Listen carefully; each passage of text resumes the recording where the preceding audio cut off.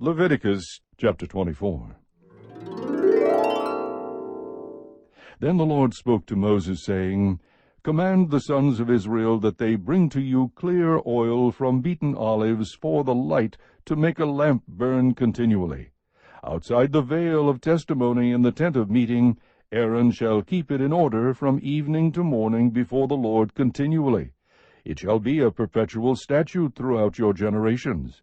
He shall keep the lamps in order on the pure gold lampstand before the Lord continually. Then you shall take fine flour, and bake 12 cakes with it. 2/10 of an ephah shall be in each cake. You shall set them in 2 rows, 6 to a row, on the pure gold table before the Lord. You shall put pure frankincense on each row, that it may be a memorial portion for the bread, even an offering by fire to the Lord. Every Sabbath day he shall set it in order before the Lord continually. It is an everlasting covenant for the sons of Israel. It shall be for Aaron and his sons, and they shall eat it in a holy place, for it is most holy to him from the Lord's offerings by fire, his portion forever. Now the son of an Israelite woman, whose father was an Egyptian, went out among the sons of Israel, and the Israelite woman's son and a man of Israel struggled with each other in the camp. The son of the Israelite woman blasphemed the name and cursed. So they brought him to Moses. Now his mother's name was Shelomith, the daughter of Dibri of the tribe of Dan. They put him in custody so that the command of the Lord might be made clear to them. Then the Lord spoke to Moses, saying, Bring the one who has cursed outside the camp, and let all who heard him lay their hands on his head. Then let all the congregation stone him. You shall speak to the sons of Israel, saying, If anyone curses his God, then he will bear his sin. Moreover, the one who blasphemes the name of the Lord shall surely be put to death. All the congregation shall certainly stone him. The alien as well as the native, when he blasphemes the name, shall be put to death. If a man takes the life of any human being, he shall surely be put to death. The one who takes the life of an animal shall make it good, life for life. If a man injures his neighbor, just as he has done, so it shall be done to him, fracture for fracture, eye for eye, tooth for tooth. Just as he has injured a man, so it shall be inflicted on him. Thus the one who kills an animal shall make it good, but the one who kills a man shall be put to death. There shall be one standard for you. It shall be for the stranger as well as the native, for I am the Lord your God. Then Moses spoke to the sons of Israel, and they brought the one who had cursed outside the camp, and stoned him with stones. Thus the sons of Israel did, just as the Lord commanded Moses. Chapter 25.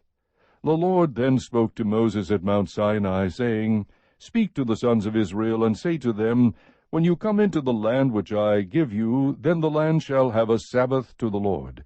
6 years you shall sow your field, and 6 years you shall prune your vineyard, and gather in its crop. But during the 7th year the land shall have a Sabbath rest, a Sabbath to the Lord. You shall not sow your field, nor prune your vineyard. Your harvests after growth you shall not reap, and your grapes of untrimmed vines you shall not gather. The land shall have a sabbatical year. All of you shall have the Sabbath products of the land for food, yourself and your male and female slaves, and your hired man, and your foreign resident, those who live as aliens with you. Even your cattle and the animals that are in your land shall have all its crops to eat. You are also to count off 7 Sabbaths of years for yourself, 7 times 7 years, so that you have the time of the 7 Sabbaths of years, namely 49 years. You shall then sound a ram's horn abroad on the 10th day of the 7th month. On the day of atonement you shall sound a horn all through your land. You shall thus consecrate the 50th year, and proclaim a release through the land to all its inhabitants. It shall be a jubilee for you, and each of you shall return to his own property, and each of you shall return to his family. You shall have the 50th year as a jubilee. You shall not sow nor reap its aftergrowth, nor gather in from its untrimmed vines. For it is a jubilee. It shall be holy to you. You shall eat its crops out of the field. On this year of Jubilee each of you shall return to his own property. If you make a sale, moreover, to your friend, or buy from your friend's hand, you shall not wrong one another. corresponding to the number of years after the Jubilee, you shall buy from your friend. He is to sell to you according to the number of years of crops. In proportion to the extent of the years you shall increase its price, and in proportion to the fewness of the years you shall diminish its price, for it is a number of crops he is selling to you. So you shall not wrong one another, but you shall fear your God, for I am the Lord your God. You shall thus observe my statutes and keep my judgments, so as to carry them out, that you may live securely on the land. Then the land will yield its produce, so that you can eat your fill, and live securely on it. But if you say, What are we going to eat on the 7th year, if we do not sow or gather in our crops? Then I will so order my blessing for you in the 6th year, that it will bring forth the crop for 3 years. When you are sowing the 8th year, you can still eat old things from the crop, eating the old until the 9th year, when its crop comes in. The land, moreover, shall not be sold permanently, for the land is mine. For you are but aliens and sojourners with me.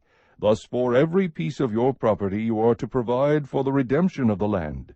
If a fellow countryman of yours becomes so poor he has to sell part of his property, then his nearest kinsman is to come and buy back what his relative has sold. Or in case a man has no kinsman, but so recovers his means as to find sufficient for its redemption, then he shall calculate the years since its sale, and refund the balance to the man to whom he sold it, and so return to his property.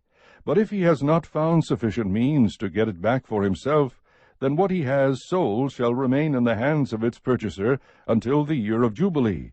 But at the Jubilee it shall revert, that he may return to his property. Likewise, if a man sells a dwelling house in a walled city, then his redemption right remains valid until a full year from its sale. His right of redemption lasts a full year. But if it is not bought back for him within the space of a full year, then the house that is in the walled city passes permanently to its purchaser throughout his generations. It does not revert in the Jubilee. The houses of the villages, however, which have no surrounding wall, shall be considered as open fields. They have redemption rights and revert in the Jubilee. As for cities of the Levites have a permanent right of redemption for the houses of the cities which are their possession. What therefore belongs to the Levites may be redeemed, and a house sale in the city of this possession reverts in the Jubilee. For the houses of the cities of the Levites are their possession among the sons of Israel. But pasture fields of their cities shall not be sold, for that is their perpetual possession. Now in case a countryman of yours becomes poor, and his means with regard to you falter, then you are to sustain him like a stranger or a sojourner, that he may live with you. Do not take usurious interest from him, but revere your God, that your countryman may live with you. You shall not give him your silver at interest, nor your food for grain. I am the Lord your God, who brought you out of the land of Egypt to give you the land of Canaan, and to be your God. If a countryman of yours becomes so poor with regard to you that he sells himself to you, you shall not subject him to a slave service. He shall be with you as a hired man, as if he were a sojourner. He shall serve with you until the year of Jubilee.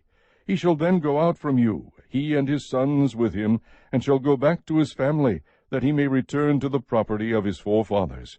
For they are my servants, whom I brought out of the land of Egypt. They are not to be sold in a slave sale.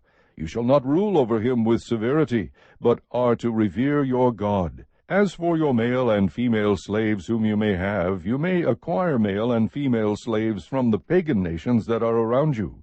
Then too it is out of the sons of the sojourners who live as aliens among you that you may gain acquisition, and out of their families who are with you, whom they will have produced in your land, they also may become your possession. You may even bequeath them to your sons after you, to receive as a possession. You can use them as permanent slaves, but in respect to your countrymen, the sons of Israel, you shall not rule with severity over one another. Now if the means of a stranger or of a sojourner with you become sufficient, and a countryman of yours becomes so poor with regard to him as to sell himself to a stranger who is sojourning with you, or to the descendants of a stranger's family, then he shall have redemption right after he has been sold. One of his brothers may redeem him, or his uncle's son may redeem him, or one of his blood relatives from his family may redeem him. Or if he prospers, he may redeem himself. He then with his purchaser shall calculate from the year when he sold himself to him up to the year of Jubilee, and the price of his sale shall correspond to the number of years. It is like the days of a hired man that he shall be with him. If there are still many years, he shall refund part of his purchase price in proportion to them for his own redemption. And if few years remain until the year of Jubilee, he shall so calculate with him. In proportion to his years he is to refund the amount for his redemption. Like a man hired year by year he shall be with him. He shall not rule over him with severity in your sight. Even if he is not redeemed by these means, he shall still go out in the year of Jubilee, he and his sons with him.